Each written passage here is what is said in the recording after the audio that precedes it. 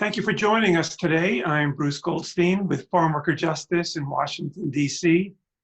Welcome to the Facebook program series, the State of Farm Workers in the COVID-19 Era. Farm workers have been designated essential workers to ensure our nation's food security during the COVID-19 epidemic. Yet their working conditions and living conditions create grave risks to their health and economic status. These programs raise awareness about the serious challenges the pandemic imposes on farm workers and their family members each and every day. The series identifies impactful work and innovative ideas being carried out by Farmworker Justice and other organizations that represent and serve farm workers. Today is our 14th daily program in this series, and our next program will have John Quinones of ABC News. He was a farm worker as a child. But today I'm very, very pleased to welcome a longtime collaborator and somebody we really respect, Baldemar Velasquez. Baldemar, welcome. Thank you, Bruce. Glad to be here. So Baldemar Velasquez is the president of the Farm Labor Organizing Committee, AFL-CIO. They have operations in the Midwest and in North Carolina and other states. Baldemar is the recipient of a MacArthur Fellowship and has been a leader nationally in organizing and leading farm workers for many years. So let's turn to you, Baldemar. For people who may not be familiar with you and with the Farm Labor Organizing Committee, please tell us the mission of FLOC and who it represents and how it fulfills its mission today. Well, our mission basically has been farm worker self-determination, building institutions of our own for collective responses, collective voices, and having workers speak for themselves, and organizing them in such a way that they can defend their own rights through collective bargaining, which is one of the main ways in which workers can achieve fairness and justice and protect themselves from mistreatment. We also organize immigrant workers who come into the agricultural areas because there's a lot of overlap between workers that work in, say, poultry, meat packing, and other places, family members, typically like in North Carolina, work in agriculture. They work on the hog farms, they work on the chicken farms, the suppliers of these big corporations, which has been probably our trademark of in FLOC to organize not just the suppliers that are the growers, but connect the food processing industry and the major buyers of those crops, whether they be retail stores, whether they be grocery store chains or manufacturers, into supply chain agreements to bring equity in the pricing in the production chain. Thank you. And you and FLOC have been leaders in the international efforts to reform the food supply chain, bringing campaigns against major retailers and food processors, because you recognized long ago, play a major role in the resources that farmers and growers have to be able to pay the farm workers better. So you've been a leader in organizing the entire food supply chain. Until recently, I had a t-shirt from the Campbell's Soup boycott of many years ago. I have the Mount Olive Pickles boycott t-shirt as well. But please tell our listeners what FLOC has been doing to organize the entire food supply chain for the benefit of the farm workers on farms. Well, I think we're living in an unprecedented time where unions and advocates have to pay attention to the fact that our food systems, our food supply is very dependent now on global supply chains. We cannot escape improving the conditions of farm workers in the United States without demanding changes in the global purchasing models that are parts of every major corporation, every major retailer, every major food store chain, including restaurants chains, because these companies are global, and they source farm worker harvested commodities all over the world. When we did the Mount Olive pickle boycott, we realized that their supply, if they wanted to get fresh cucumbers year round, they brought them in from Guanajuato in time periods when they couldn't get them in the U.S., which is only June, July, and August. No, June, July, and August, and then in Mexico later in the fall, and over the winter months, they would procure cucumbers from India and Sri Lanka. That was Mount Olive's global supply chain. And so, more recently in our fight with big tobacco, our counterparts in Malawi, we visited the flue-cured tobacco operation of Alliance One that is based in Greensboro, North Carolina. Two of the 7 buyers of all the tobacco in the world, we visited their flue-cured tobacco in Malawi, and the workers there were getting paid 85 cents a day. Now, farm workers in the U.S. are not ever going to compete with that kind of low wages, apart from the intolerable conditions that those workers suffer over there, without building a campaign globally that brings some kind of equity in the pricing of these commodities and to bring some level of sustainability to American farm workers, which is what we're working on now. I talked to Philip Morris International and yesterday, and have a connection with their base in Luhan, Switzerland, where their global headquarters is there. But the same can be said about other global companies. What put this in our radar was our fight with Campbell Soup back in the 80s. A strike that we started in 78 that lasted 8 years till 86. And our main demand there was that we need to have everybody at the bargaining table, not only the Campbell Soup Company, but their suppliers, their growers. When we got to that table and we began to sort out a sustainable price for the commodity that would allow the workers to get their wages doubled, to get health insurance paid by the company, not the growers. We did this on a regional basis in Ohio and southern Michigan. And it occurred to us, why not do it nationally? Why not do it globally? And so that we've been campaigning on that for quite some time. And more recently, we're trying to win over. I think we have to make a distinction when you talk about farmers. I think this is one of the biggest talking point items that we have to address in our public debates and public discussions around agricultural workers. And that is, you got to separate the farms that are suppliers to those that are corporate agriculture. You have huge growers that are themselves a company, have their own brand and market their own product to grocery store chains and other retailers. And then there's the suppliers who are small family farmers who grow products, cucumbers, sometimes tomatoes, tobacco, to large manufacturers and large corporate chains. And so these suppliers have absolutely no say in the price of their commodity, whatever they're growing. This causes a great problem for us because the grower, that small family farmer is caught between the pricing that may be cut by the buyer to the demands that farm workers make on him. So if we're smart as farm workers and we want to build a sustainable job, we have to first worry about sustaining the family farm.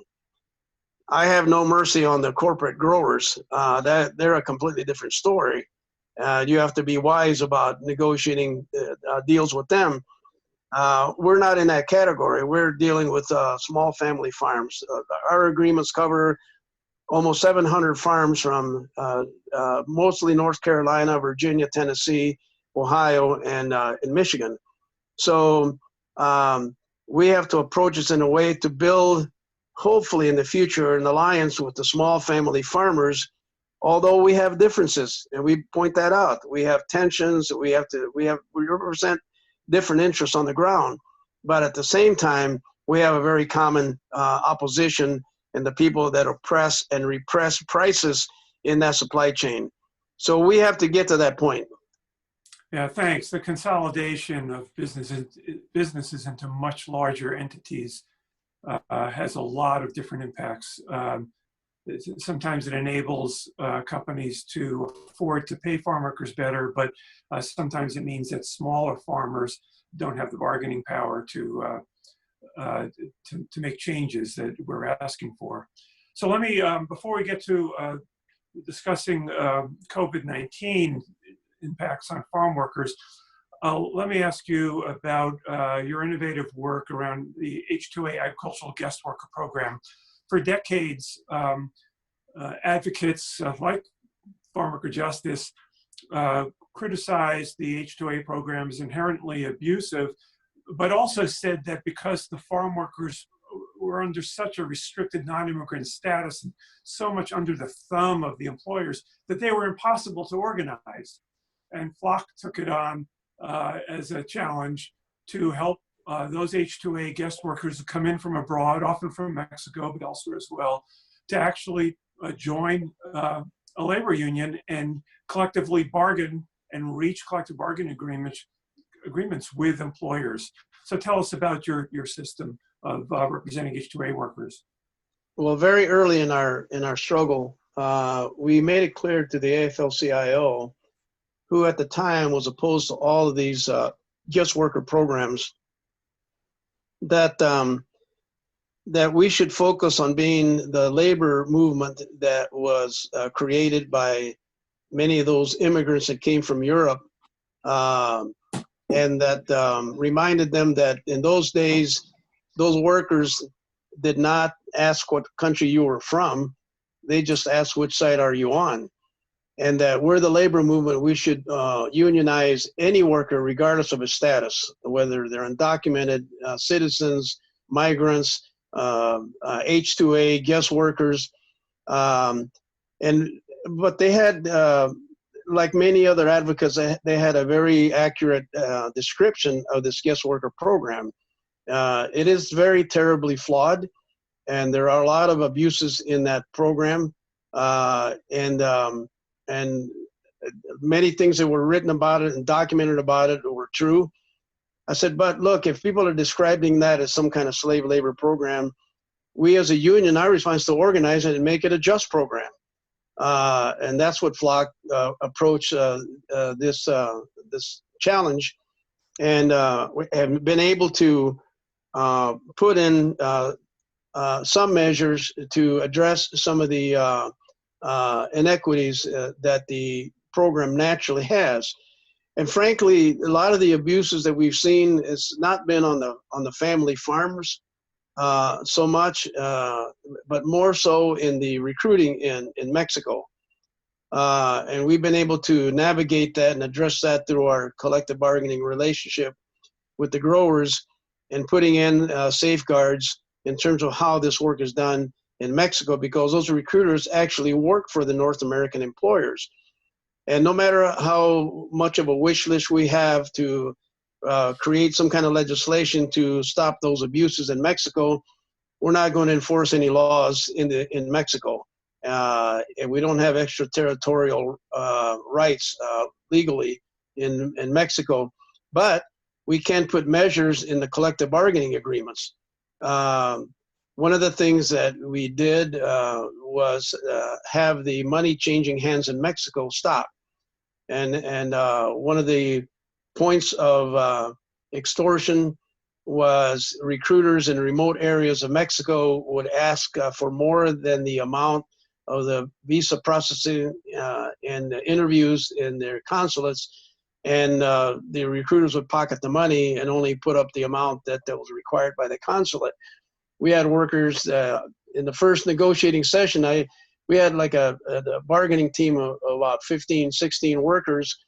And I asked them, how much did you pay the recruiter? At that time, the legitimate prices were, I think, like $340 something. Every one of them, not a single one of them paid under $500, some as much as $2,000. And so we had to put an end to that. So we stopped the money changing hands. Now the money's deposited in Banamex, and the money's transferred electronically. And we asked if the recruiter asks you for any more, you have a right to file a grievance in Mexico over this recruiting violation. And when we campaigned around that back in the late 2000, it got one of our staff people assassinated in our office in Mexico. They were just hoodlums that didn't like the work that we did down there. The Inter-American Commission on Human Rights came in and did an investigation and declared it a political crime, and imposed protective measures on the government of Mexico to protect myself, my staff that go in Mexico. So these are inbuilt abuses, and they're ongoing. Last summer, we sued a farm labor contractor that the Department of Labor is now allowing them to be categorized as employers. And these contractors bring in crews and farm them out to any number of farms in North Carolina. And the growers think that this distances themselves from liabilities. But I think in most cases we can make the claim they can meet the standards for joint employment. And so we sued this farm labor contractor, several growers. We settled with 2 of them, and we're still arguing with 1 of them. And so these are the abuses that can only be addressed if workers have a vehicle to protect themselves.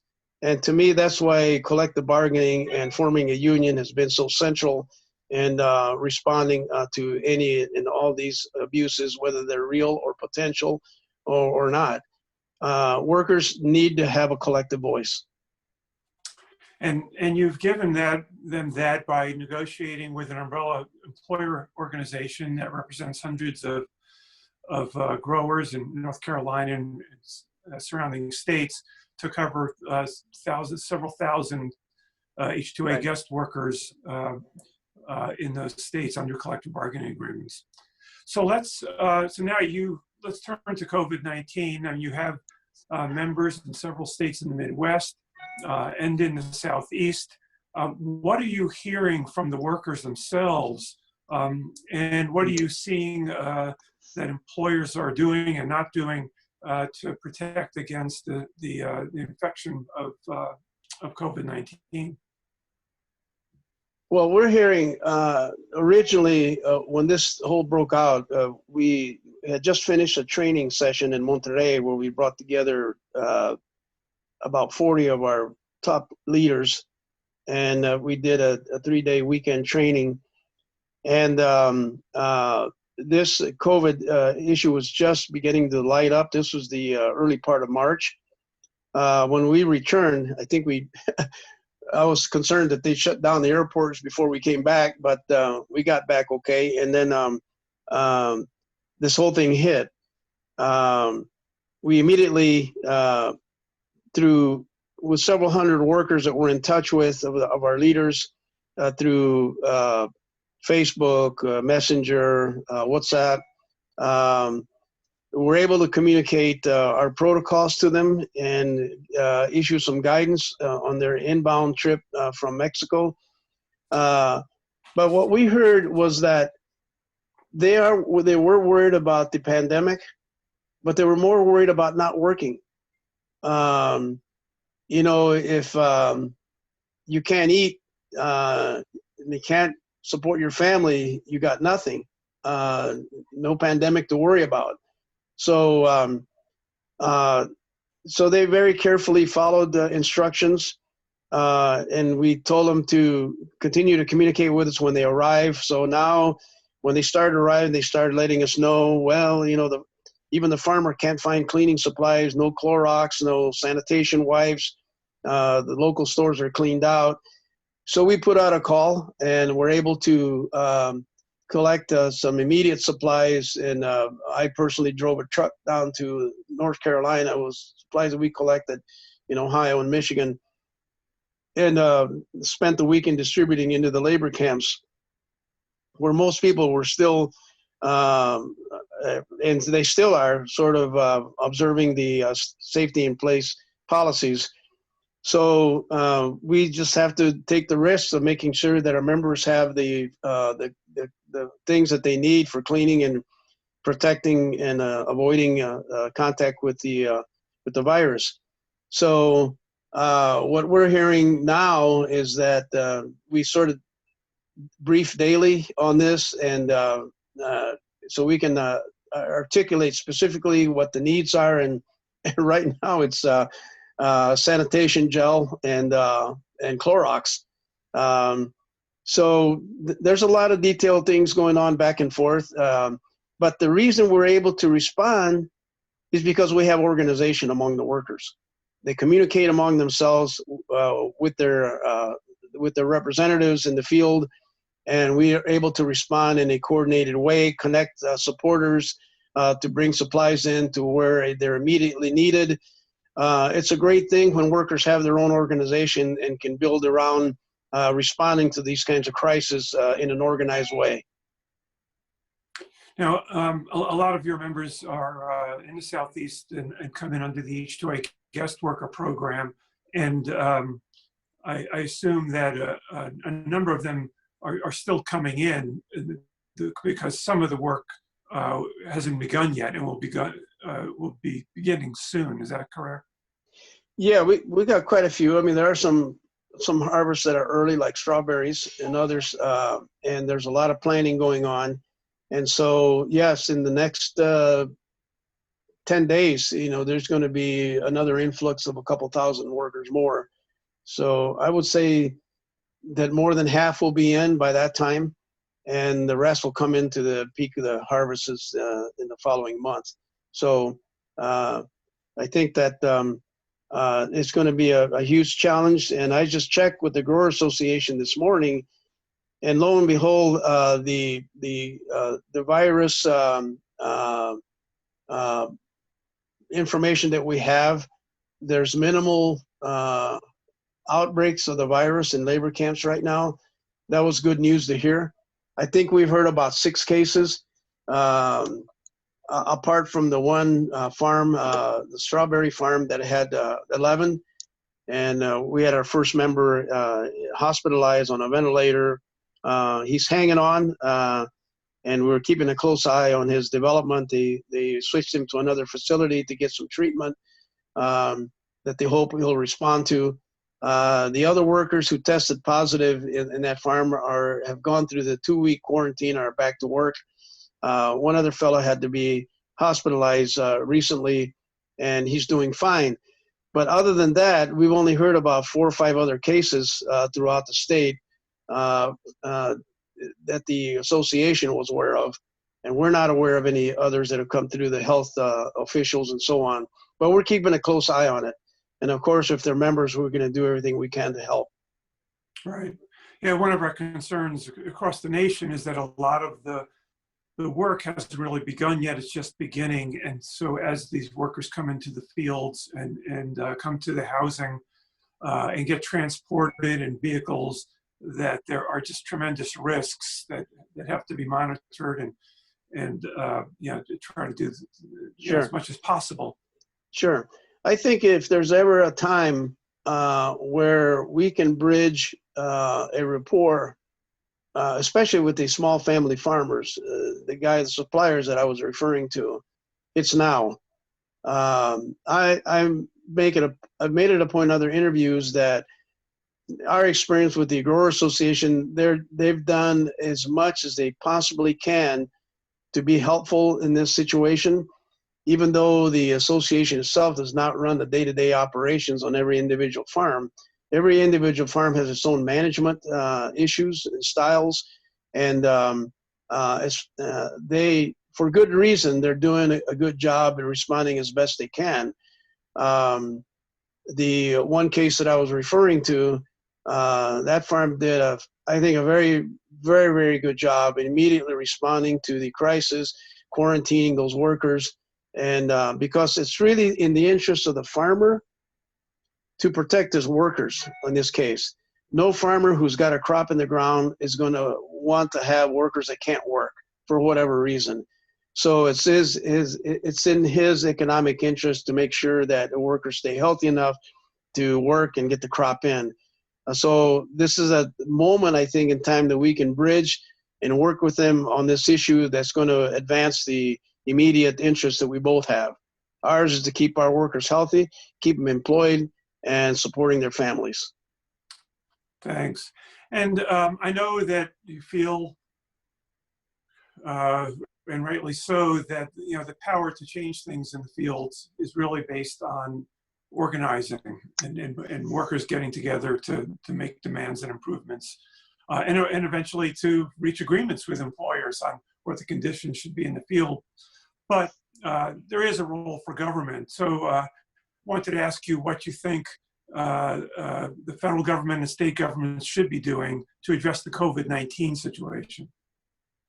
Well, here's the problem. The parties that we see that are most negligent in protection, and it's probably a threat to the industry, because anytime an industry relies on a severely exploited workforce, there's going to be problems. And that is the fact that the Department of Labor allows independent farm labor contractors to be authorized to bring in guest workers as employers. These contractors are not employers. They're crew leaders. They're old-fashioned farm labor contractors. They get their workers anywhere they can. They used to bring in American citizens from South Texas and Florida and exploit the heck out of them. And then they switched to undocumented workers and exploited the heck out of them. And now they switch into H-2A workers. How our government can categorize these farm labor contractors as employers is beyond description. I don't get it. They need to change that.